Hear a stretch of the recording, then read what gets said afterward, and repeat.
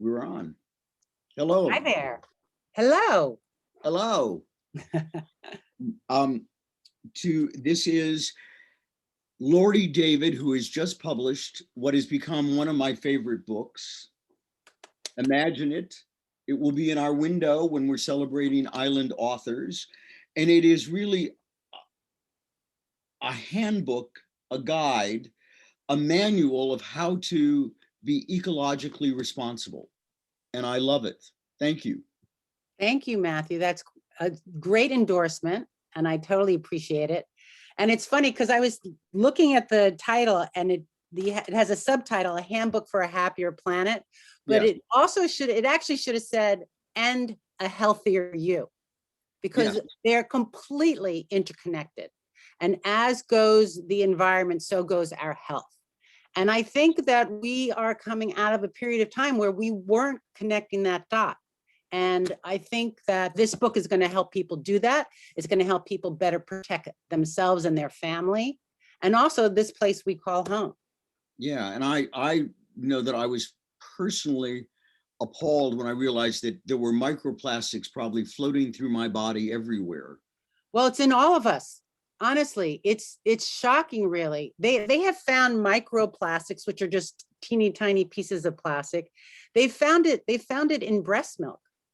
Like, Yeah. how disturbing is that? I love, I mean, we're jumping right in, but I'm obsessed with this topic of plastic because we are drowning in it, literally. Yeah. And there is something we can all do about this, and we have to do something about it. So we have a chapter, I think the first chapter of the book is the plastic footprint. We all have our own footprints, right? So Yeah. what is our individual plastic footprint? And then how do we shift to reduce some of that? We can't get rid of all the plastic. It's impossible. And believe me, people have tried, but we can reduce it, and we can reduce our exposure. So plastic is bad for a whole bunch of reasons, but let me just give you a couple. Okay. And at the start of each chapter, we do these little stories where we kind of explain the problem. And then the rest of the chapter are solutions. So it is a handbook, and it's very solution based, and it's easy and fun. And I would argue that the actions in this book will bring you joy and make you happy and make your family happy. So that's my pitch in terms of the book.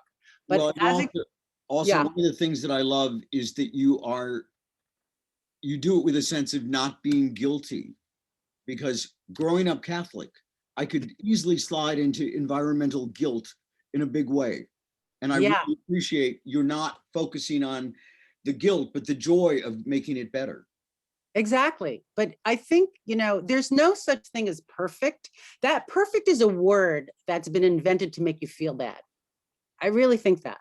And Yes. this is about like getting on the journey. It's about doing a little bit. And as you do a little bit, you start to do more. And then you start to influence your family and friends. And it starts to kind of take over your mindset. You start to see things in a completely different way. And that's where we all need to get to. So it's not about guilt, it's about action. So that's number one. On the plastic front, plastic, if we thought of plastic, here's a mind shift idea for you. If we start to think about it for what it actually is, which is oil, it's a byproduct of petroleum. So if we start to think of it like that way, we might not want to drink water from it. We might decide not to eat food from it. I mean, this is kind of a crazy product that we are eating and drinking from. So that's one problem with it. And also the chemicals in the plastic leaches into our food and our water. So that's another problem. Plastic doesn't biodegrade. It doesn't even really get recycled. I mean, that's the honest truth. The recycling isn't really working for this problem. And every solo cup at a party, every plastic toothbrush, every plastic pen, every piece of plastic you've ever touched, every piece of saran wrap still exists somewhere. It doesn't biodegrade. So that's creating enormous pollution problem. It's filling up our oceans. It's filling up our landfills. And then there's another issue about plastic that we have to think about when we're accepting that plastic fork or that plastic cup, which is, where is this stuff being manufactured. Mhm. And that's a dot that I've connected recently. These factories are almost always in low income communities of color. And they're the ones who are facing the repercussions of the toxic air and water as a result of manufacturing plastic. And I think, you know, if you look at what happened during the pandemic and COVID, where disproportionately Black Americans were dying of COVID, it was because they had all these underlying health issues and asthma and lung disease. And where are they getting that from? Where is that happening? So again, everything is connected. Our health and the environment are connected, and plastic is not a good thing, and we have to start using less of it. And I'm going to give you just one tiny, very practical thing, because this was an aha moment for me. And I know a lot about these issues, but I learned so much researching this book with my co-author, Heather Reisman. And that is, I never really thought about the sponge I was using in my sink. Now, guess what? It's plastic. The sponge is plastic, okay? And every time a little piece of blue or yellow or green comes off that, you see it in your, when you're doing your dishes, the little particles, and they go down the drain, that's going out to the waterways. Like, sponges are plastic. So guess what? They're making sponges from walnut shells.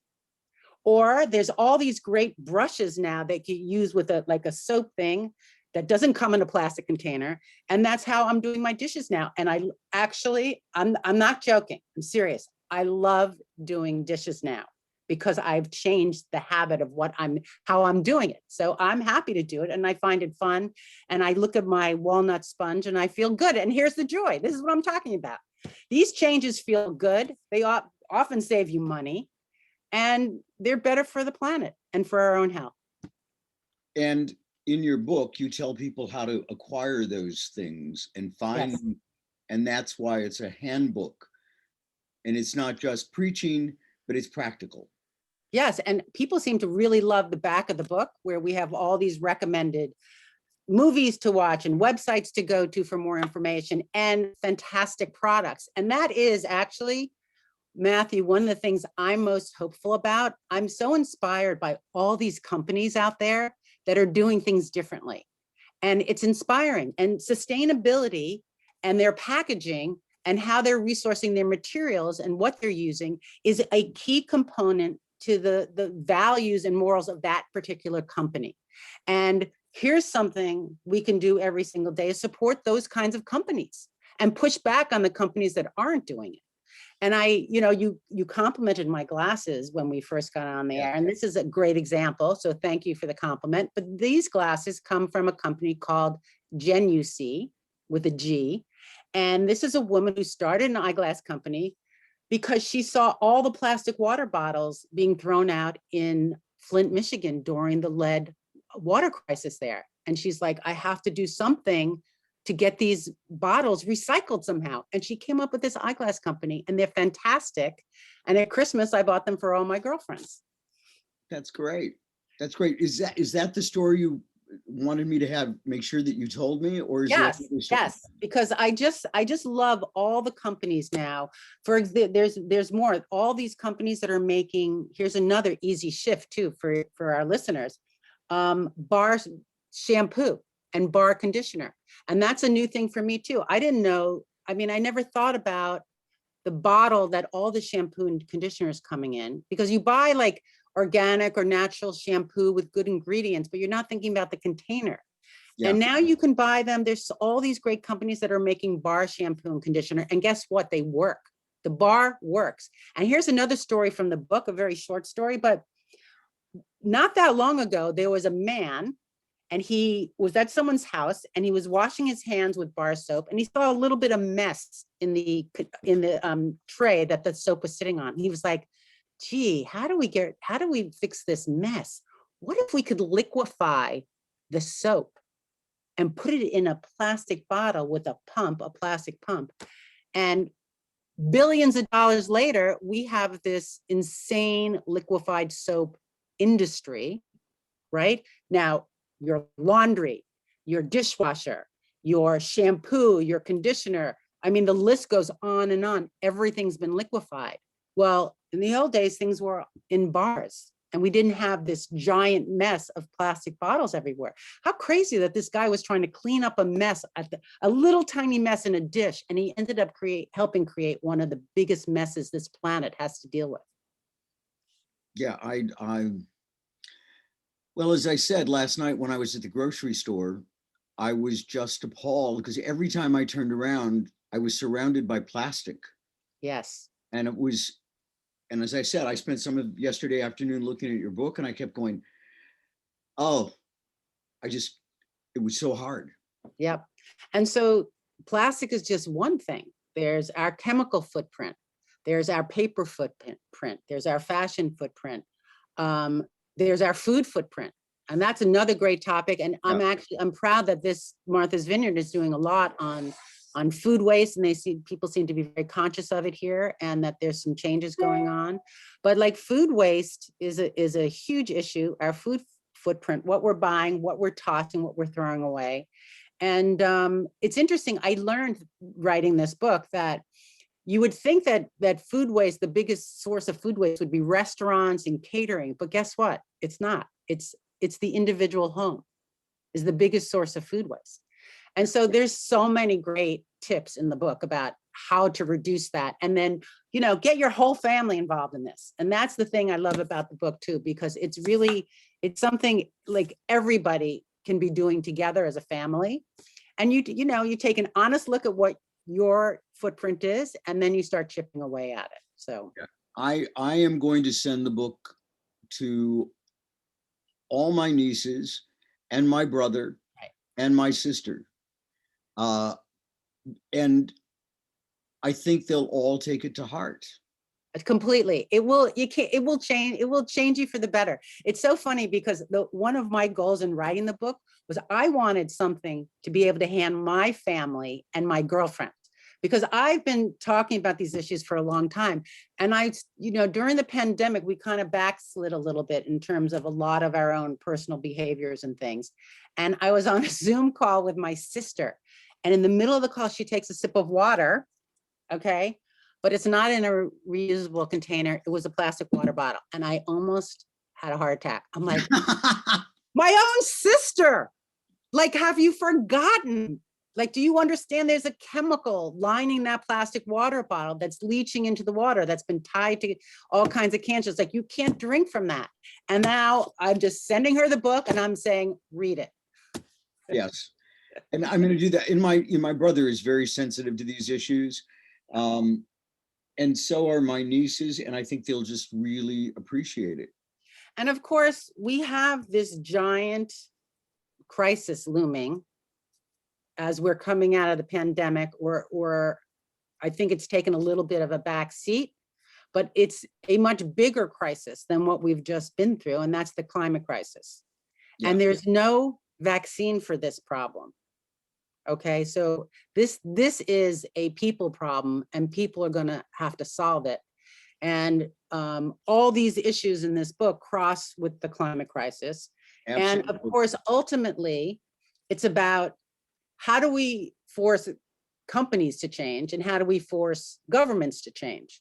Well, we just did change our government, and I'm very excited actually about the new administration and the fact that we have a climate czars now, a whole new category there. And Gina McCarthy has an essay in this book, and she's one of Joe Biden's climate czars, and she's wonderful. And John Kerry, who's a vineyarder now, he's doing international climate, she's doing national. And so I'm very, very excited about what they're gonna accomplish. And also Pete Buttigieg as transportation secretary, who I know cares deeply about climate too. But we have a role as individuals to really push up against companies we're supporting, where we're spending our dollars, and how we're living. So I think that this is couldn't be more relevant and timely, and we need everybody. We need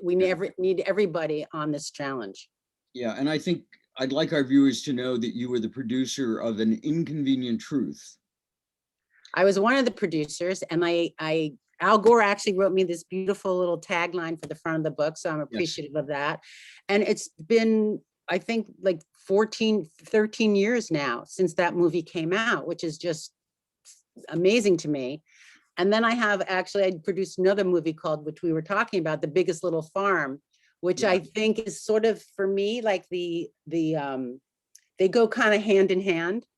And The Biggest Little Farm is about this extraordinary regenerative agriculture farm in California. And this young couple, the Chesters, who rescue a dog and then end up rescuing a farm and then end up figuring out how to actually farm in better balance with the planet. And Mhm. obviously where our food comes from and how we farm is a critical climate issue. And again, so grateful and lucky to be on Martha's Vineyard, where there are so many people doing regenerative farming who care deeply about all Yeah. these issues.